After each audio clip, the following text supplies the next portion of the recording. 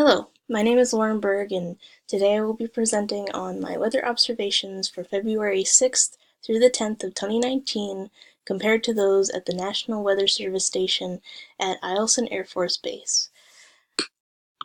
My weather station is located just east of central North Pole and kind of in the interior of Alaska that has a continental climate as it is between the Alaska Range and the Brooks Range and is located far inland from the ocean or any major bodies of water beyond the river that you can see in this slide here. I will be using the Eielson Air Force Base weather station readings because it is in close proximity and kind of covers the entire area, as compared to Fairbanks, which is kind of cut off by a fair distance away and by a small kind of hill that would naturally change the weather. As for my weekly air temperature readings, as reported last in Unit 4, there was a slight increase of temperature over time and then a short drop off, all within a temperature range of around 10 degrees. Compared to the National Weather Service, it is fairly similar. Note that although the temperature is increasing here very steadily, kind of making a through line through here, my readings start at around this point. So the increase in temperature over time matches the National Weather Service, although it does dip a little bit more than my readings do here.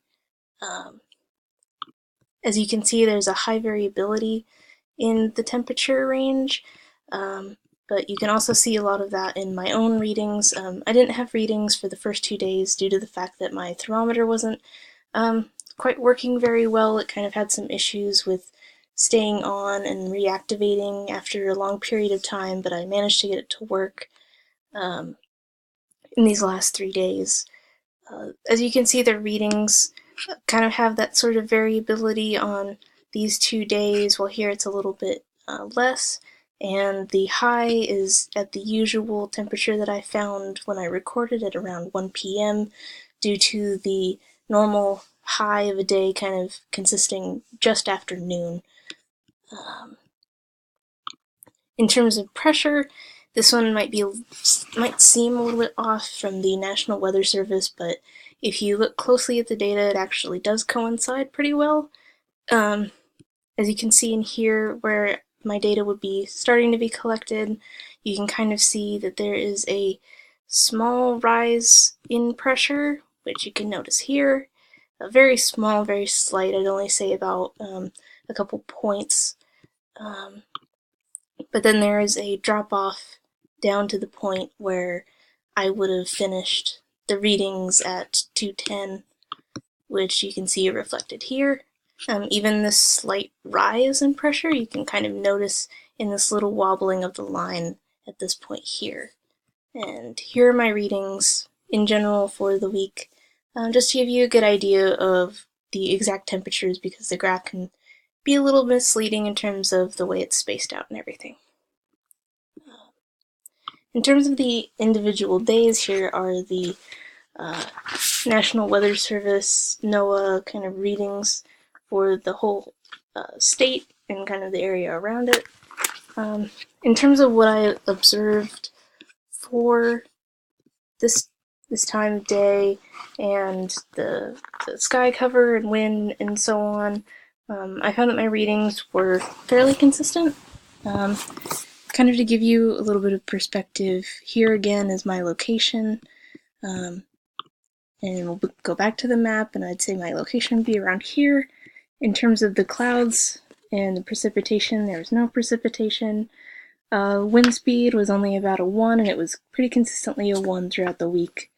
In terms of cloud cover, I noticed that there were a few quickly moving cirrus clouds, so frost, ice clouds, and only about 5 to 10% cover, which fits well with this current image.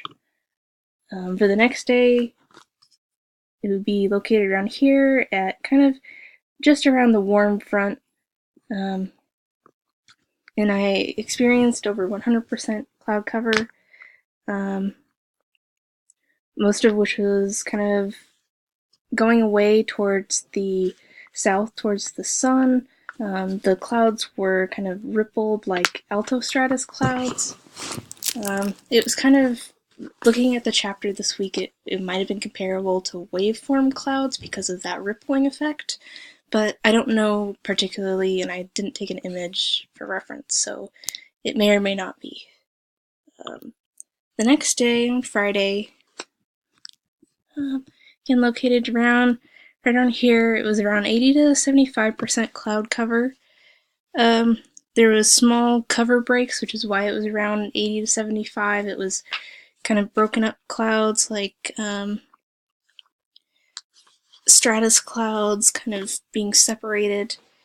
They were moving quickly in the opposite direction of the ground level wind, which was around a 2. I could see breath movement. There was no leaf movement, but I could feel it, and I could see it in the smokestacks.